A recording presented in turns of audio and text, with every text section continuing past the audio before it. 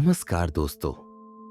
ये है नींद चोर कहानी का तीसरा हिस्सा, जहां राधा का सामना उससे होने वाला है जो अब तक जंगल के काले अंधेरों में छुपा हुआ था, और आज वही छुपा हुआ सच जीवित होकर सांस लेने वाला था। पार्ट 3 शुरू करने से पहले, अगर आपने पहले 2 हिस्से नहीं देखे हैं तो उन्हें जरूर देखिए, क्योंकि पार्ट 1 में हमने जाना था बच्चों को सोने से कौन रोक रहा था, और पार्ट 2 में राधा को किसने सपनों के जंगल की गहराइयों में खींच लिया था, जहां अंधेरा दिखाई नहीं देता था, बस महसूस किया जाता था। तो चलिए बिना देर किए अब शुरू करते हैं नींद चोर पार्ट 3। राधा धीरे कदमों से आगे बढ़ने लगी, उस दिशा में जहां से नीली रोशनी चमकी थी और दिल दहला देने वाली चीख सुनाई दी थी। हवा चुप, पत्ते कठोर, और राधा को अपनी सांस ऐसे लग रही थी जैसे किसी ने पकड़ दकर बोल दिया हो। धीमे, बहुत धीमे, परछाई गायब होने से पहले सिर्फ एक सच छोड़ गई थी। नींद नहीं, डर चुराया जा रहा है। और उसी पल एक और चीख सुनाई दी, किसी छोटे दिल के आखिरी कांपते टुकड़े जैसी, और डर के कारण राधा की उंगलियां उसके सीने में ढंसने लगी।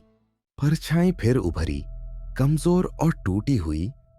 राधा ने उससे पूछा, तू है क्या? कुछ पल परछाई बस थरथराती रही, फिर बुदबुदाई, मैं इस जंगल का रखवाला था।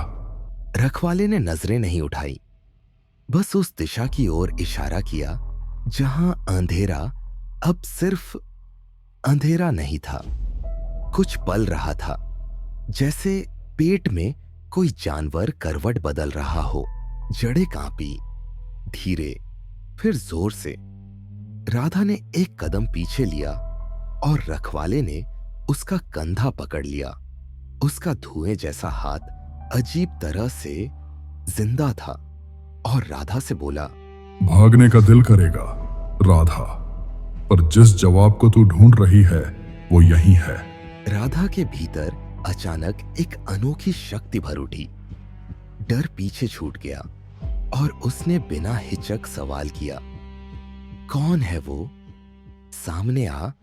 अंधेरा फटा और वो निकला, मुट्ठी में बंद काली रात जैसा। उसके शरीर से धुआं ऐसे गिर रहा था जैसे अंधेरी रात पिघलकर जमीन पर बह रही हो। बस बदलती परछाई और उसके बीच एक धड़कती लाल लकीर, रूह को कंपा देने वाली और हड्डियों को जमा देने वाली आवाज में वह बोला, नया डर। राधा का पैर खुद पीछे गया।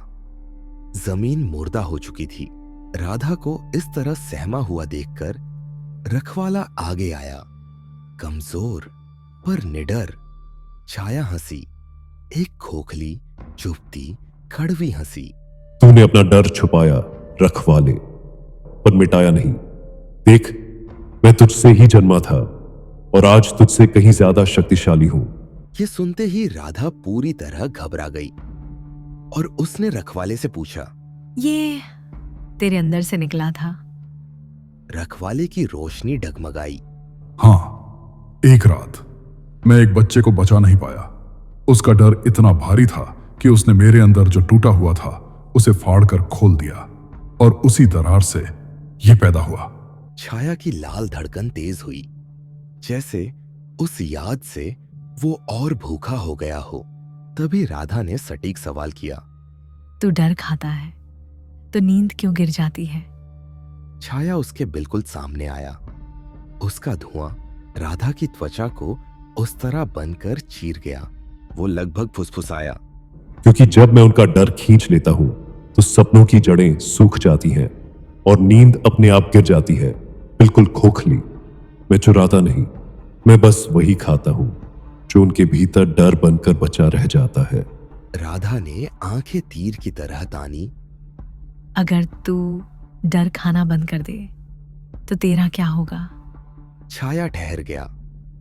उसकी लाल लकीर कांपी, फिर धीमी हुई और बोला, तो मैं मर जाऊंगा। जंगल एक पल के लिए कांप गया। हर पेड़, हर सांस, हर रंग। राधा का जवाब उतना ही तेज था। तो मर जा। राधा के इस जवाब से रखवाला चौंक गया और परछाएं भी ठिठक गई। तभी एक दूसरी चीख हवा में गूंजी, पहली से दोगुनी टूटी हुई। छाया उसी दिशा में भागा और अंधेरा चीर कर भाग गया। तभी रखवाला चिल्लाया, रुक, कहां जा रहा है? वहां जाना, सीधा गिरना है। पर वो जा चुका था। राधा ने धीमे पर चाकू जैसी आवाज में पूछा, वहां है क्या? रखवाले का प्रकाश बुझता हुआ सा लगा। वहां वो जगह है जहां सपने खत्म नहीं होते, मारे जाते हैं। जंगल एकदम थम गया और उस गड्ढे से एक पतली, दबती, टूटती आवाज आई, मद त। राधा का दिल एक पल के लिए धड़कना भूल गया, क्योंकि वो बच्चा अभी भी जिंदा था। ये थी हमारी नींद चोर कहानी का पार्ट 3। लेकिन सवाल अब भी बाकी है, वो मदद कौन मांग रहा था? वो बच्चा कौन था? और क्या वो अब भी जिंदा है या सिर्फ उसकी आवाज बची है? पार्ट 4 में डर जवाब मांगेगा।